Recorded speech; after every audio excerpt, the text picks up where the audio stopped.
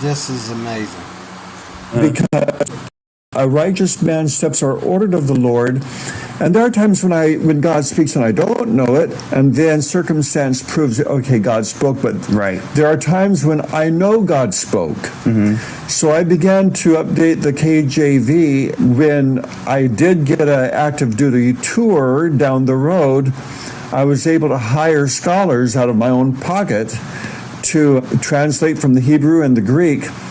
But God said do it, and I began to do that on my own until I could afford scholars to come on board with me. Okay, so it started off as a personal project. Exactly. But I was doing it for the military to donate them to the troops. But when I began to hire the scholars, I thought, okay, this is going to be bigger than the military. So my mission changed, my focus broadened, and I did it really for the world then. Mm-hmm. It was no longer just for the military. Right. So the MEV is really for the world. Yeah. For the English-speaking world, and that's how it came about. Yeah, so basically just a burden from God to have another translation. And with that said, what made you go with the Textus Receptus? Because there are two really primary textual sources. You could say three if you included, or four if you included the Latin. You have the Latin Vulgate, which hardly anyone uses as a primary source anymore. You have the majority text, which there's a couple translations that use it, but it's not heavily used, more in like Eastern Orthodox circles and things like that. Then you have the critical apparatus that has dominated the landscape, that is considered the standard, but you went with the Textus Receptus on the MEV. What drove that decision? Is it strictly because you wanted to be in the family of the King James, or were there reasons beyond that? Well, when you do a KJV update, you have to use the TR. Yes. There's just no ifs, ands, and buts about it.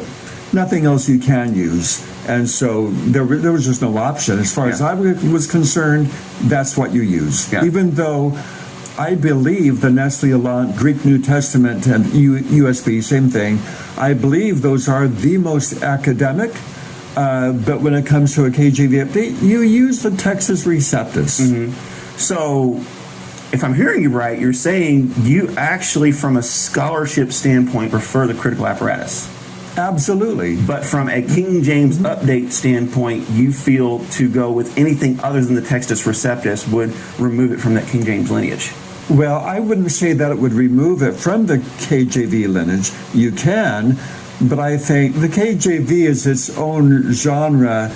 You got to stay with that. I think just by tradition. Yeah. I thought, no, you got to do respect to the KJV and to those translators. Right. And I would not do anything else. Okay, so it's largely out of respect to the original process, to the original translators. Right. But I do believe that there are errors in the King James Version that with the TR you can correct and make it more accurate as far as the TR is concerned.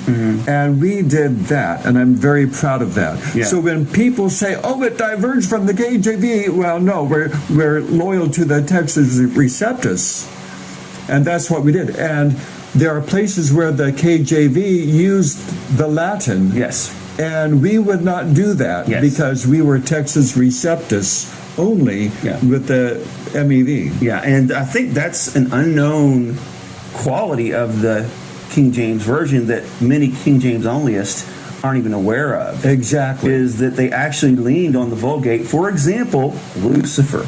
And this is something that came up is... Okay, I'll let him. You chose to use Shining One, right, rather than Lucifer. So go ahead and explain that. Well, Lucifer comes from the Latin, as you know, and what Jerome did was he capitalized Lucifer. He made a proper noun out of Lucifer when it's not a proper noun; it's a noun. So he made an error, and therefore, in the King James Version, it's capitalized like a proper noun. We went with the proper translation, and that is Shining Ones. I think other translations use Morning Star. It is not a proper noun. It is a... Now, that would offend me because I've always been comfortable with, Lucifer in Isaiah 14:12. But the thing is, in the Young's literal translation, And when you look it up in other texts that use the TR, only the King James and the New King James use the term Lucifer. But I appreciate the King James because it made a distinction between what is considered to relate to the devil and what is to relate to other usages of the word shining star or day star. But you're going to hear him say something very interesting. Then I'm going to skip the end and go back to the beginning where he tells you what the MEV is. It means shining one or morning star or bright star or something like that. Okay, so an off-the-cuff question here. Because you are using that language and it's not a proper noun, do you, Jim Lindsay, believe that reference in Isaiah chapter 14, you mentioned that you don't believe that's a proper noun. So it sounds like you're saying that you're not certain that's a name. So do you believe that is referring to the person that is traditionally called Satan, the devil, or do you believe that it's referring to something else? Not at all. Scholarship shows that it's referring to an ancient king. Mm-hmm. It is not referring to Satan at all. It is not a proper noun. It does not refer to who we call Satan. In a way, he is correct. But when I read from the beginning of Isaiah chapter 14 to the part to where he is talking about allegedly Lucifer, I see that there's no other way. No human can fall down from heaven. No human has ever fell down from heaven. But I'm going to let him explain to you why he felt that it has no relation to Satan. But I still love the MEV, even though I disagree with the scholars sometimes on these Bible translations. As someone that's read the King James and compared it to other versions, read the New King James and compared it to other versions, I just disagree with taking what was well enough and fixing what was not broken. Okay? I don't like people fixing what's not broken, and that's what the critical text does. It fixes things that were not broken. Like he says, the critical text is, he still believes that even though he used the TR for the King James, for the MEV, he still thinks that the critical text would be the more superior text. How? There's nothing to apply that, because the critical text is not giving you anything that the TR hasn't already given you better a long time ago. And the critical text is just now catching up and finding out, oh yeah, Mark 16, maybe that belongs in the Bible. Oh, well maybe there's a reason to believe that, the angel stirred up the water in Matthew chapter 5. John chapter 5.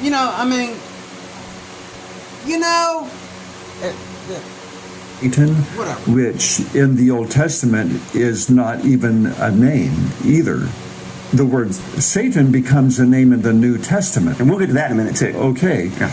But no, I do not believe that Lucifer is a proper noun. It is a noun from the Latin, which Jerome capitalized, and therefore the KJV translators capitalized, and that is one of the errors it made. It means day star, shining ones. I think some go with morning star. Mm-hmm. And I think what is interesting is that the Greek equivalent in Revelation actually refers to Jesus Christ, the same word. And so no, in Isaiah it does not refer to Satan. Right, the bright and the morning star. Right. Referencing Jesus. Right. So there are a lot of people that will interpret that it's pointing to a king or a prince, and a lot of times that king or that prince is being driven by an evil spirit. Right. Sort of like Pharaoh and beyond. So you don't think that Isaiah is referencing the spiritual force that would be backing the Prince of Babylon there, perhaps that being Satan. You don't think that? No, not at all. In fact, when Jesus refers to Satan falling like the stars from heaven, Jesus is not referring to the Isaiah passage at all. I think it's a metaphor. Yeah. So do you think it's incorrect to interpret Isaiah 14, that text, as to referring to the fall of Satan? Yes. Wow. Okay, that is a hot take right there, you all. That's something I didn't see coming in this. So I think we need to go ahead and segue into this segment in Job chapter 1, where Hasatan, which is literally the Satan. Now in Job chapter 1, he was spot on why he capitalized it as adversary. So we know the guy's not office rocker about Satan. Like, you know, we didn't read too many translations that talk about Satan for what Satan is. For him to turn around and say that, you know, there's no Satan in the Old Testament, which he clarified here. You can watch this video if you want, but for the respect for Tim Wildsmith's video already doing this, I'm going to skip to the beginning and let you hear him say what the MEV actually is. And I want all the King James onlyists, and he mentions them. I want to get all the TR people and all the critical text people to get this in their frickin' thick skull, what he's saying right here. Hey Bible lovers, I'm Tim Nichols, and I'm here to bring you a bit of a different type of Nichols word today. I am here with the head translator of the MEV, Jim Lindsay, and we're going to be talking about all things MEV. I'm really excited for this moment, and we actually had opportunity to do this in person because you wound up on Fort Knox. This was actually scheduled to be a Zoom meeting online, so that... Y'all, he's right here in my office. That's pretty wild. So why don't you go ahead and introduce yourself, and then we'll take it from there. Well, I'm Jim Lindsay, the chief editor of the Modern English Version. It is the King James Version Bible itself. It is the 2024 English update. And so if you're a KJV only person, this is what you want. If you are a TR person, this is what you want. It's even more modern than the New King James Version. And I'd like to encourage you today, go buy an MEV if you want the most modern TR Bible. And I will put a link to the MEV in my video description. They have a couple of editions out right now. They have a personal size large print, which is the one I actually read through. And then they have the Spiritual Warfare Bible in the revised update. So the MEV has undergone an update. It came out in 2014. And then it was updated last year in 2024. Right. And some things were fixed. So let's start off with this question. Let's just start from the beginning. What inspired you to spearhead these efforts to bring a new... Hey, I'm going to stop there. You know, I don't know about copyrights or anything, but this is Tim Nichols' video. It's only 13 minutes long. So I'm not going to...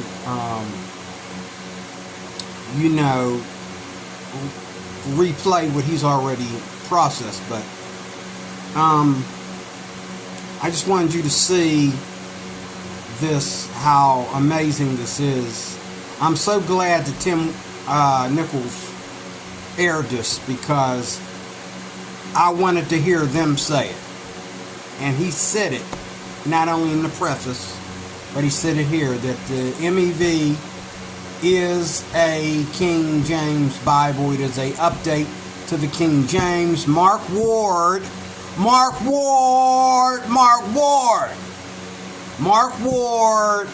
and what is his name? Dan Wallace, and what is his name? James White. Mark Ward, Dan Wallace, and James White need to understand that we have a new update to the King James. It is called the MEV, and Mark Ward has already compared the MEV to the CSB. He thinks the CSB and the MEV are on the same thought for thought, or the same dynamic equivalent, or some junk like that. No, the MEV is a standard translation. The CSB might be a dynamic equivalent or something, but the MEV is a modernized standard version. And I disagree with him on the idea that the MEV is more modern than the New King James in certain places. But in most places, it uses some old words thinking that that keeps up with the King James, where the New King James is modernizing those same words, and it's more equivalent to the King James by modernizing it. But anyway, the other thing that he said was,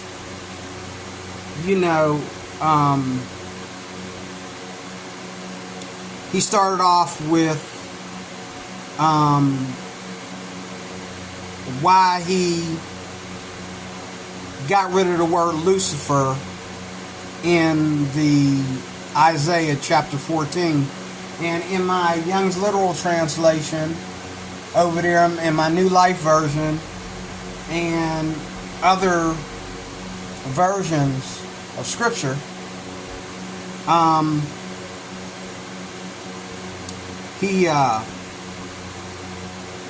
they did not put Lucifer in there either. So that doesn't really bother me. I think Nichols agreed with him that Lucifer doesn't belong there. However, I do understand that the King James put it there because it does explain that they were using the Babylonian king to talk about Lucifer, or I should say Satan, to be exact.